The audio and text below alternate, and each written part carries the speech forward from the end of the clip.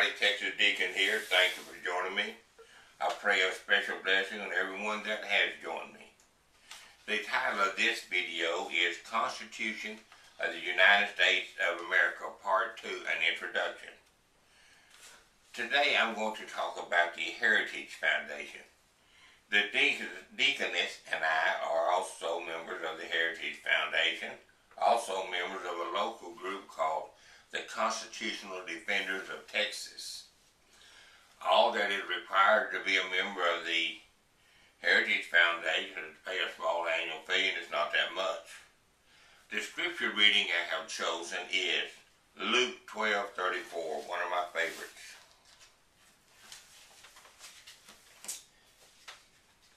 Now, this is Jesus speaking. It says, "For where your treasure is, there your heart will be also." Where your money is, that's where your heart is. Well, part of our heart's up there with these people, more so than the money we send.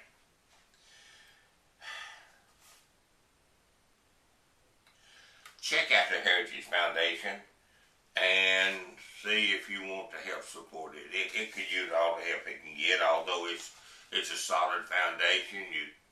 The work it does is so important. And now I'm going to read the foreword, which was written by, this is what the Heritage Foundation puts out right here.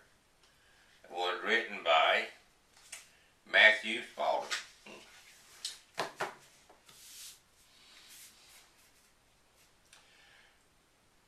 In your hands you hold two of the greatest statements of human liberty ever written, the Declaration of Independence and the United States Constitution. As a practical matter, the Declaration of Independence, adopted by Congress on July 4th, 1776, publicly announces to the world the unanimous decision of the American colonies to declare themselves free and independent states, absolved from any allegiances to Great Britain. Yet it also a definitive American statement of the conditions of legitimate political authority, the ends of government, and the sovereignty of the people. James Madison, father of the Constitution, called it the fundamental act of union of the states. The Declaration of Independence is chiefly the work of Thomas Jefferson, who described it as the expression of the American mind, intended to place before mankind the common sense of the subject in terms so plain and firm as to command their assent. Its words remain striking.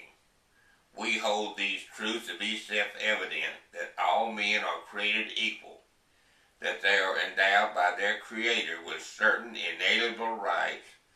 Among these are life, liberty, and the pursuit of happiness. Abraham Lincoln said that when the future generations read these words, they will realize that they have the right to claim it as though they were blood of blood and flesh of the men who wrote the Declaration. And they are. The argument of the Declaration is straightforward, because individual equality possesses the rights by nature. Government derives its power from the people, from the governed, I should say. The purpose of the government is to secure the fundamental rights. And although prudence tells us that the government should not be changed for trivial reasons, the people retain the right to alter or abolish government when it becomes destructive to these ends. It is in light of this statement of principle, and after an extensive list of particular abuses suffered by the American colonies at the hands of the British King, that the representatives of the the Constitutional Congress with a firm reliance on the protection of divine providence. It was 11 years later, and 4 years after the American victory in the War of Independence, that a small group of delegates convened in Philadelphia to create the new Constitution for governing the new Union. Jefferson described it as an assembly of demagogues. Not only were there leaders in the fight for freedom, for independence, such as Roger Sherman and John Dickinson, such as James Madison, Alexander Hamilton, and Governor Morris, but also legendary figures such as Benjamin Franklin, George Washington. John Adams declared the 3.5 months convention the greatest single effort of national deliberation that the world has ever seen. Meeting in what is now Independence Hall from May 25th to September 17th, 1787, they sought to form a more perfect union and establish a government that would secure the blessings of liberty to ourselves and our posterity. Their challenge was to create an instrumental arrangement for limiting power and securing the rights promised in the Declaration of Independence while preserving a Republican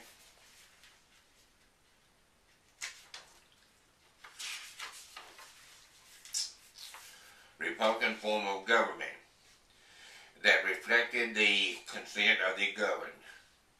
Their solution was to create a strong government of adequate but limited power, all carefully enumerated in written constitution. In addition to an energetic executive, a bicameral legislature, and an independent judiciary, its structural arrangement included a system of separate powers, giving each branch different functions and responsibilities, so that none dominates, and federalism, which divides authority between the nation and state governments. That the delegates would agree on such a system was, according to George Washington, little short of a miracle. Since it was ratified in 1789, the Constitution has secured our fundamental rights, providing for an unprecedented degree of human freedoms at the same time that it upholds the rule of law.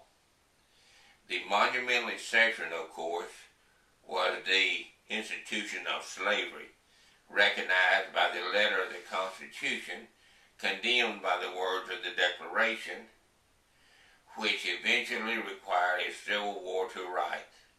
Nevertheless, the Constitution has been the framework for the people of America to build a great, prosperous, and just nation, unlike any in the world.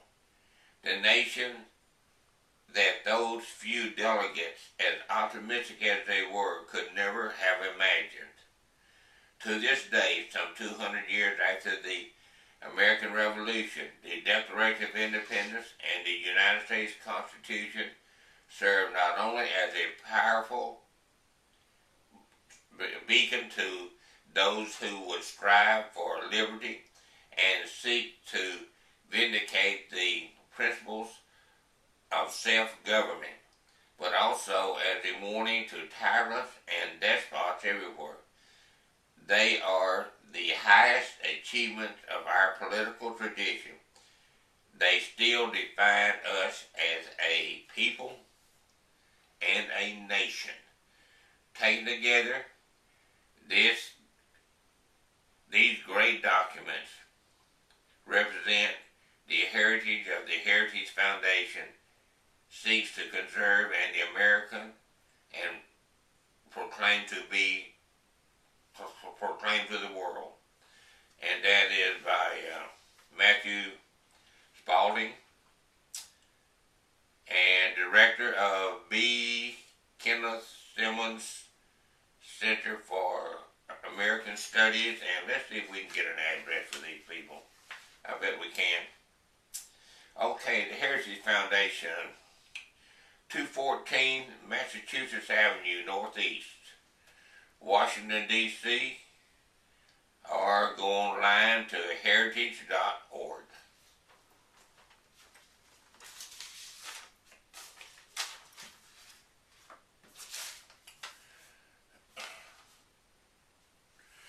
Now, in the next few sessions, the deaconess is going to read the Declaration of Independence and the Constitution of the United States of America. I haven't decided yet exactly how long I'm going to make each session. Probably a little short, 8 minutes, 7 minutes, no more than about 10, because I'm sure that people will want to absorb every syllable. And so I will keep them short and make over how many it takes. So until next time, may God continue to bless and forgive the United States of America. May God continue to bless the Republic of Texas. And may God continue to bless you and yours.